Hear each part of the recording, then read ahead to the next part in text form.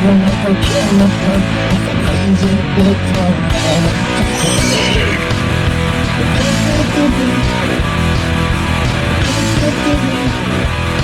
back to this special episode of The Big Bid Theory. And you may be sitting there right now asking yourself, how special? As it pertains to researching, understanding, and reporting on technology in the U.S., our guest is on the very short list of who you and your business need to follow, keep track of what this guy's up to. Certainly, and we've had a number of great guests, but we scored big time on this episode. Speaking of experts, Jim Ward is back for the latest edition of Crazy Bids That You Can Win. I'm Bill Culhane, your host, at our studios here in Austin. Immediately, right now, let's cease with the idle chit-chat and get on with it. Robert Scoble is a noted authority on technology. As a matter of fact, if you peruse Twitter at all, he has over 500,000 Twitter followers on YouTube and elsewhere. You'll get a sense in a moment for the genuine curiosity and excitement Robert has for all things tech. We're going to be talking about virtual reality, mixed reality, but his interests go way beyond that. Many of you are familiar with his blog, Scobleizer. He's been involved with companies, you may have heard of these, Microsoft, Fast Company, Rackspace, Upload Inc., and is currently a partner at the Transformation Group. More on that in a second. Pay close attention. Here's our visit with Robert Scoble. Robert Scoble does indeed join us here on the Big Bid Theory. And first of all, Robert, as I mentioned kind of off the air, so to speak, we sure do appreciate you sitting in with us today. I'm happy to be here. It's awesome.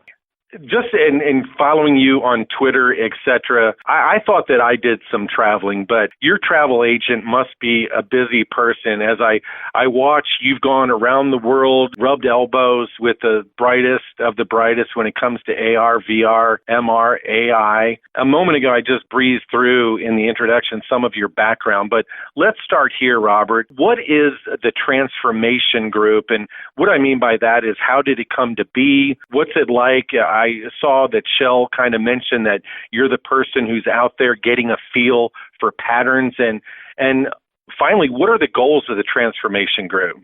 It started, 2006 when I started seeing companies that are building things for the mixed reality world, which includes cameras and all sorts of stuff. I toured Stanford back then and met two nerds who were building a new kind of camera designed for DARPA to see through bushes, and that today is the Lytro camera company that's building new kind of light field sensors, which will grab whatever it's looking at in 3 dimensions and grab all the rays of light as it comes to the sensor, so it can do all sorts of fun things in virtual and augmented reality. And that led to the development of our book, The Fourth Transformation, which is about augmented reality and artificial intelligence and how it's changing everything in our world, or will over the next decade.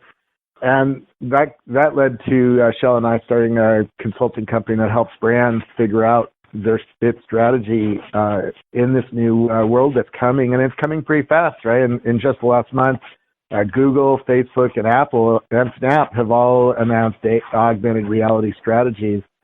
And we're just at the beginning. We haven't even seen a consumer pair of glasses yet that makes sense.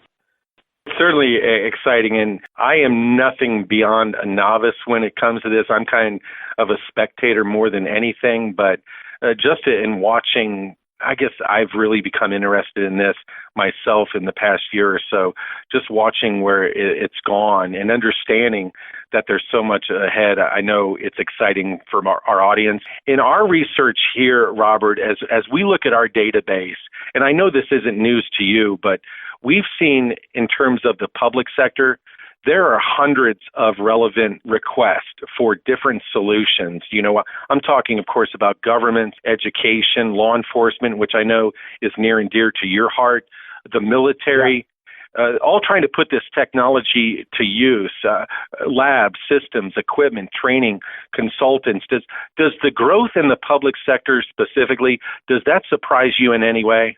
No, you know, what is really happening is we're still seeing an exponential cost decrease in technology and the exponential decrease in size.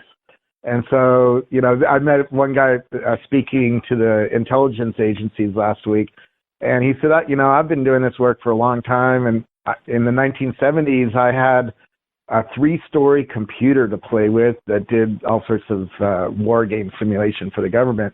He said that today in an iPhone, you have 1,000 times more power than the government had in the 1970s, and that trend is not stopping. In fact, I think it's speeding up a bit because of all the investments being made in, self-driving cars, which see the world very similarly to how mixed reality glasses do, and drones and robots and other things that are going on.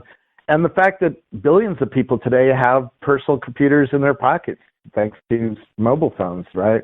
That's a huge change, and that's driving a lot of R&D in our industry into sensors and processors and GPUs and all that. And that's coming out as these glasses. We should talk about what is a transformation in the context of this discussion. For me, it's the user interface. We're just getting the fourth user interface of the personal computing age, and I think that's augmented reality or mixed reality, if you want to call it that.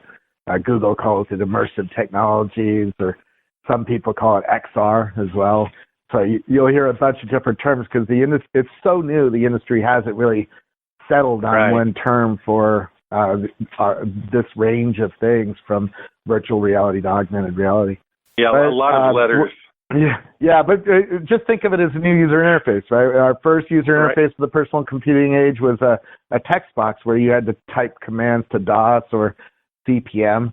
And then the Macintosh came along. That was the second transformation, the GUI, using a mouse and windows and, drop-down menus and being able to drag an icon around on the screen. That brought computing to a lot more people. And then we got into mobile, and particularly with touch interfaces, that brought a lot more people into mobile. As I travel around the world, I see, even the poorest, well, not the poorest, but people who live on with a dirt floor have mobile phones. And I toured a few of their neighborhoods in India and in China and South Africa. And most people you see are still carrying a mobile phone that looks sort of like my iPhone. The next one is mixed reality, where the user interface is laid on top of the real world and works much like the real world. And that's why 4-year-old kids can come over here and pick up a VR headset and go to town without any instruction at all. That certainly is a huge change from my earlier, attempts to learn technology, on DOS. There you needed a book, and you needed to really memorize a lot of commands just to print something out or move a file from a folder to a folder. That's not true in this new world that's coming. You're talking about the growth and the change and advancements. I can remember I was over in Europe back in the mid-'80s working for a government agency over there, and we had one computer in the entire building, and I guess there were about 200 people in the building, but one computer that filled up a room, an office. Yeah. And like you said, now there are people walking around with computers in their pockets. And Robert mentioned earlier, and you've already touched on it a little bit, you're a champion of mixed reality. And for those folks in our audience who are listening who maybe aren't as up to date when it comes to the technologies we're talking about, what are some, if we want to call them wow moments, on how people are leveraging mixed reality specifically? There's a whole range of them, from teaching people how to do CPR, and I just got a chance to test that out, to building new kinds of cars and trucks, to doing education like at Caterpillar. You're wearing augmented reality glasses, and it teaches you how to fix $1 million tractor without being in a classroom and without looking at a book. It shows you right on the tractor how to fix the tractor, and that's quite exciting. And then you get into medical simulations and how surgeons are using it to train and to teach the AIs on how to do things, right? If you get LASIK today, your doctor probably isn't touching your eyes. A computer is scanning your eyeball and making the incision and changing your eye, and all without a human really touching you. So, and that's the future of surgery, and on and on. We can go literally to industry and find an example. It's just right now, the headset, the main one that we have to choose from is Microsoft HoloLens, right? And it has 4 sensors on the front that see your room, build a 3D map of the room. So, and then things like aliens can jump out of your walls or blow holes in your walls and then jump through the holes, and you have to shoot them with your hands. So we should talk about gestures at some point and how that works, how the optics work, and how all this works. But right now it's too heavy to use. I have one, so great. I have one, but I can only wear it for half an hour to an hour before my nose starts to hurt and it starts to bother me, because it's about 1.28 pounds on your face. But in the next year, you're going to see several companies come out with glasses that are about 4 ounces, so one quarter the weight of a HoloLens, and that's going to see huge changes, because then we're going to see people use it for a whole lot more than just the expensive stuff. We had Oz Balabanyan. I don't know if you're familiar with Oz from Upload VR. I don't know if you've crossed paths I know with Oz. him. Oh, yeah, very much so. So you just kind of touched on it. Oz came on a couple of months ago, and one thing he talked about is, and in my opinion, this is important, how much excitement there is right now in the developer world to try to address things like making the systems more affordable. And, you mentioned the weight to scale things down so that, you mentioned you could wear yours for 30 minutes or so and then have to take it off. Well, times are changing, I guess, and there are advancements not too far down the road. Yeah, there's a lot of product that's going to ship in the next 3 years. And a lot of strategies. You saw Apple already saying, hey, augmented reality is pretty cool. Here's an AR toolkit. Here's what it does. And we'll see you in September when we'll show you the second half of this with the new iPhone and the new 3D sensors that are coming on the iPhone. So, it's a rapidly changing industry, and it's a lot of fun because we're building a new user interface, right? If you get into Facebook Spaces in VR, you have Facebook all around you, and it's very different than using it on a phone. And soon you're going to have that on your glasses, in a 3 or 4 ounce pair of glasses. Yeah, I have a couple of teenagers, my youngest kids, and I'm trying to figure out a way to break to them how a decade from now, there may not be the mobile phones, for everybody, because right now, of course, they're affixed to their hands. Yeah, and a lot of people argue with me, oh, glasses, I hate glasses. I have to wear glasses. My eyes aren't that good. So I'm already ahead of most humans in terms of, I know I have to wear glasses, so why not make those glasses smart? If you don't have glasses on, you're going to resist it. But when you do get glasses that do this mixed reality, you get as many monitors around you as you want. So now you can be I'm going to the Warriors game tonight, and I could be watching 20 different screens all around me and watching my Facebook and my Twitter and my Slack and seeing my security cameras and all that. So this is going to let people work and play in a whole new way, and a way that many of us are really excited by, because not only do you just get monitors all around you, you get aliens that blow holes in your real walls and then come through them. And it sounds impossible to do that, but when you have a monitor on your eyes and you have a scanner that can see the wall in 3 dimensions, now we can mix reality. That's why I love the term mixed reality, because you're actually taking the analog real world and changing it. And that's quite exciting for a lot of us, because now we get new kinds of education, new kinds of games, new ways to work with each other, new ways to rethink design, putting,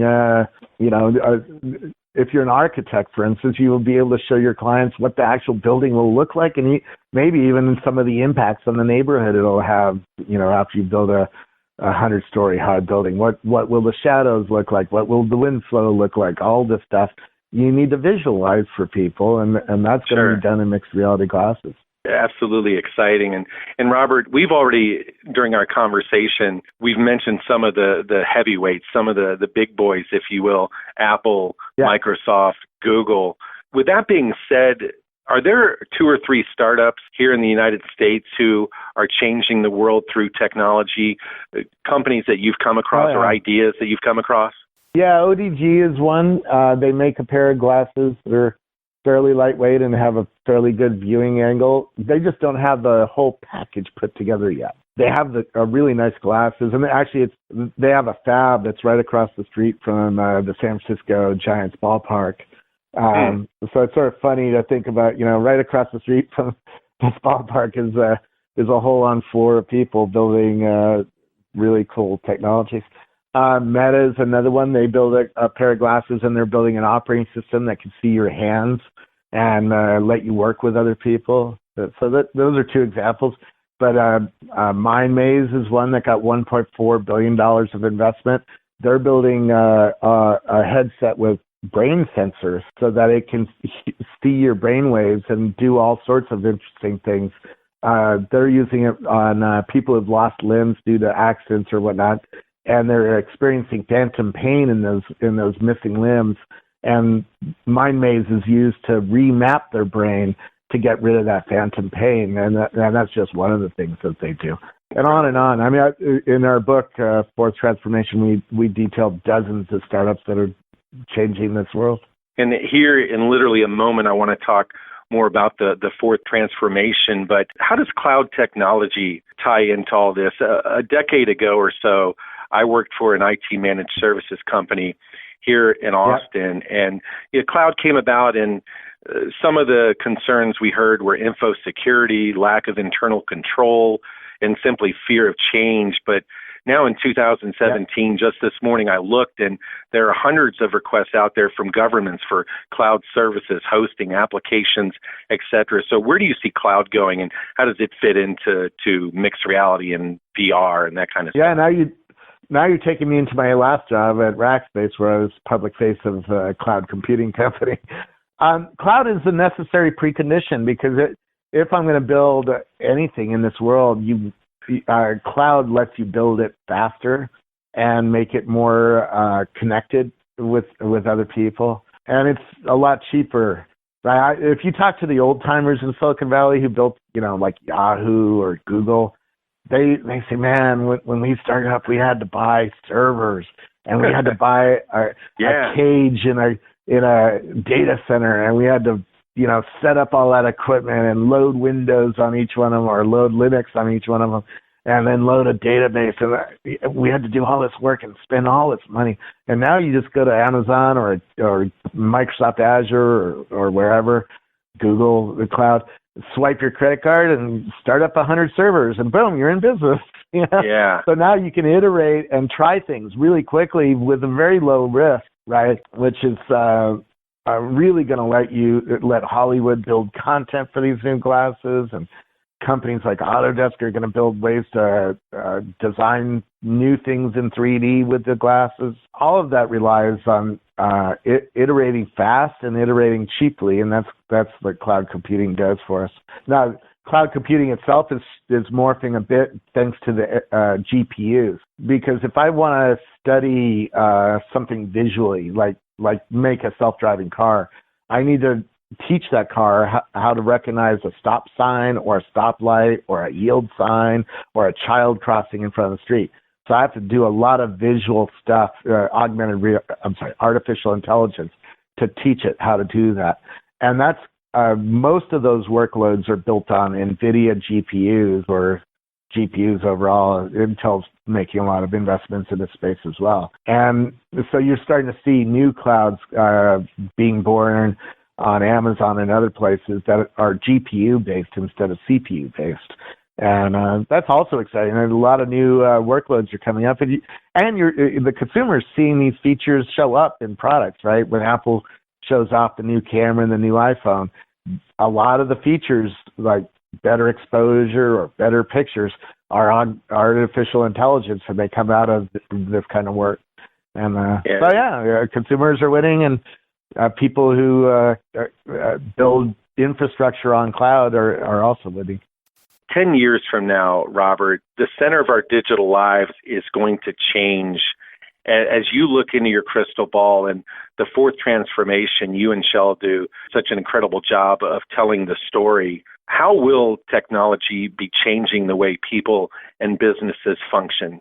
Well, I go to Jim Margraff, who started a company called iFluence, and he made a new operating system for eye interaction. One of the demos he showed me was he put on a pair of augmented reality glasses, and he said, look at something.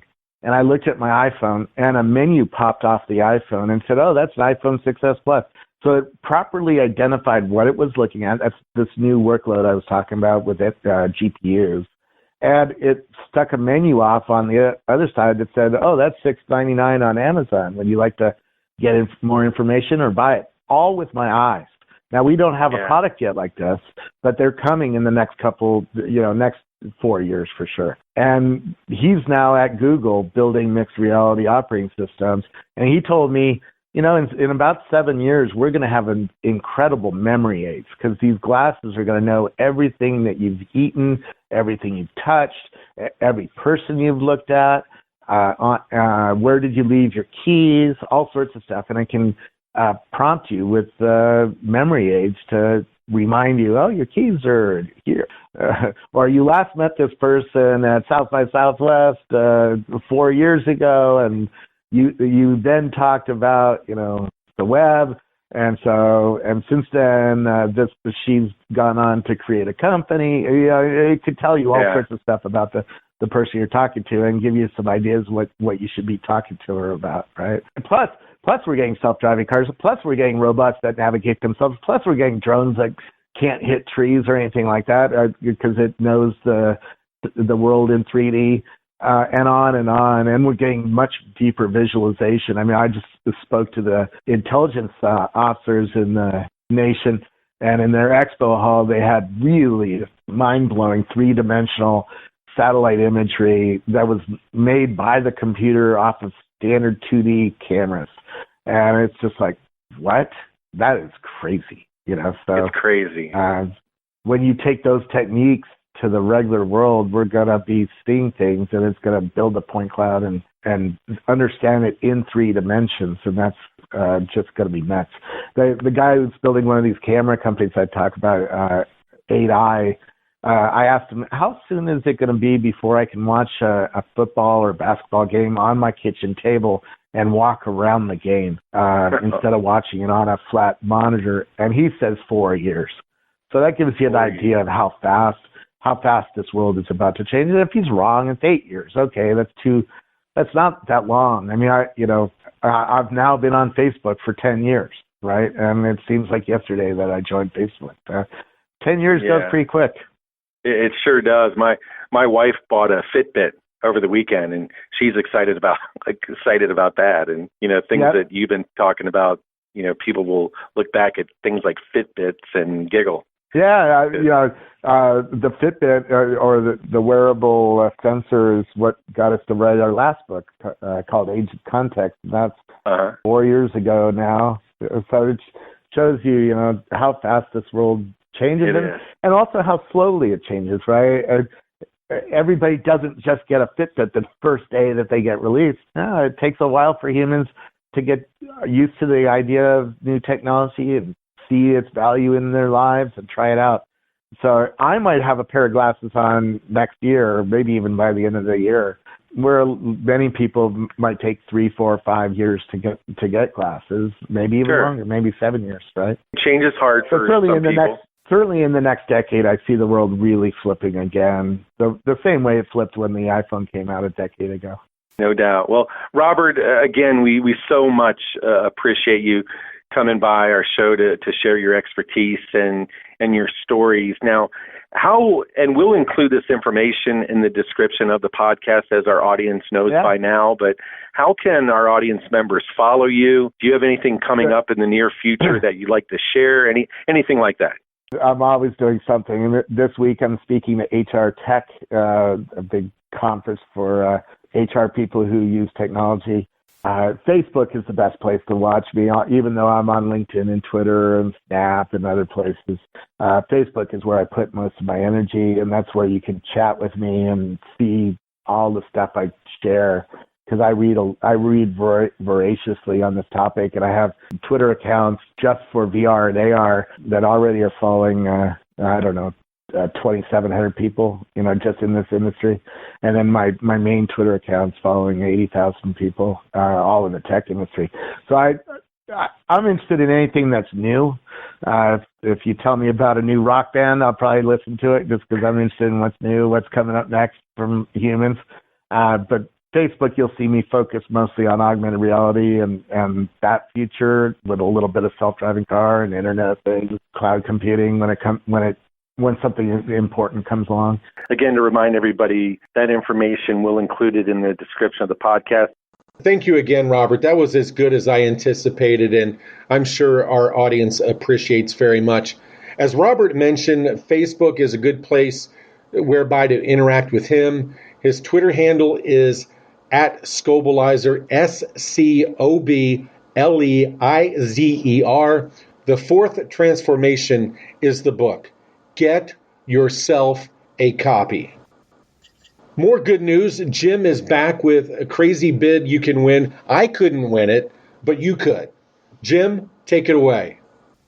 Crazy bids, crazy bids, crazy bids that you can win. Welcome, ladies and gentlemen, boys and girls, to this edition of Crazy Bids That You Can Win. I am the conductor of the Crazy Bid.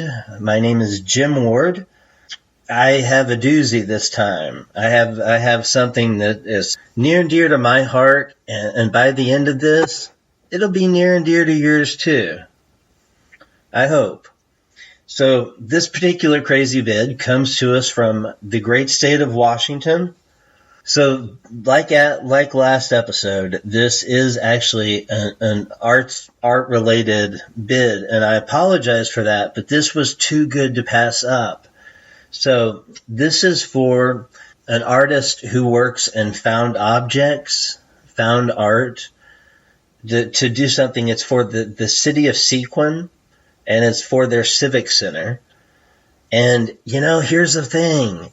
I feel badly, I do, and I'm sorry, but kind of like the last episode's bid that I'm gonna win. This is kind of a crazy bid that Jim can win, and you can hear about, but not. I mean, go ahead and bid. I'm just letting you know. With my background in the arts, as I've openly have admitted to being, the proverbial art student. But it comes in handy every blue moon. And this right here is the blue moon, okay? So basically what they're looking for. So for found objects, I'll try to dumb this down for the non-art geeks out there. But it goes back to the early 1900s. Picasso, the most well-known example would be like Marcel Duchamp when he would do his, I'm doing air quotes, ready-mades, like the urinal he displayed at a World's Expo, I think. He displayed like a wheel. And that was to go against like the Dadaist movement.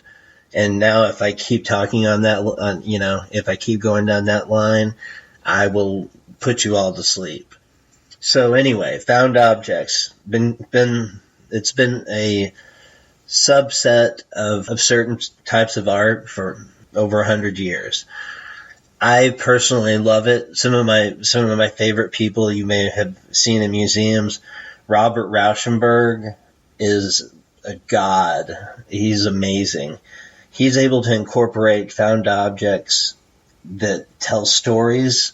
He's just fantastic. So what I plan to do when I win this is, I've got a couple of ideas. Now here's some of the bid specs are: the piece cannot be no larger than 9 square feet and cannot exceed 50 pounds. Now it says per piece. So does that mean like if I have like 6 pieces, I could have 300 pounds worth of stuff? So there's a couple of little things like this, but I frankly think the city, the good people in the city of Sequin will understand that when I win this bid, some of the restrictions that they had, put in the bid specs or whatnot are not really applicable anymore, because for me to achieve that moment, that crystallized point of greatness, I'm not going to be able to abide by all these rules, okay? But more than anything else, I applaud, I very much so, the city of Sequin for putting out a bid like this. This is a very progressive bid. I mean, what they're asking for is really, really awesome, but not very well known. So there you go. Crazy bids that you can win. The title of it is Found Objects and Found Art. It's in Sequin, Washington, for the Sequin Civic Center. Say that twice fast. I couldn't even do it once. That actually sadly concludes this episode's edition of Crazy Bids That You Can Win. I want to thank all of the listeners for the great feedback that we got from my, what were they calling it? My triumphant return, the prodigal son, returning home, last episode. So thank you for all of the kind words on that. And hope everyone is doing great. Bill, thank you for the lead in and all of your help on this.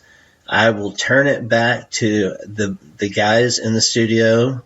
Lauren, hey there. Everyone else, I will see you next episode. Crazy bids, crazy bids, crazy bids that you can win. All right, guys, take it away. Thanks.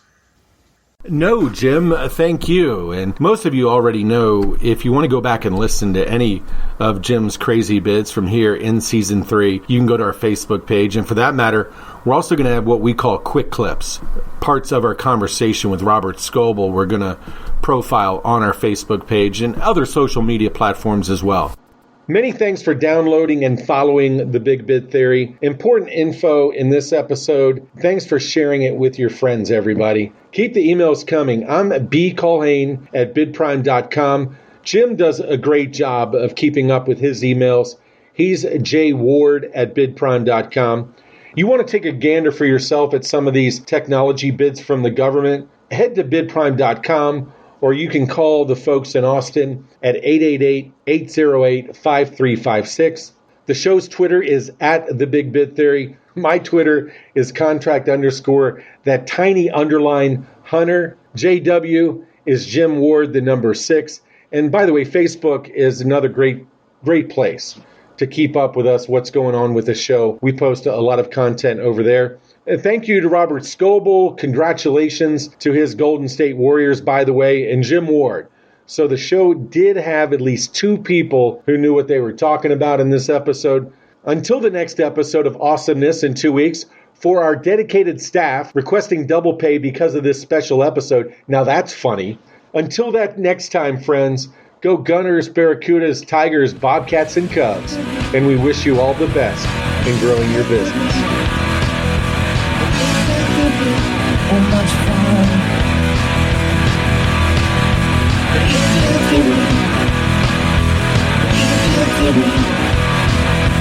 Big Bid Theory.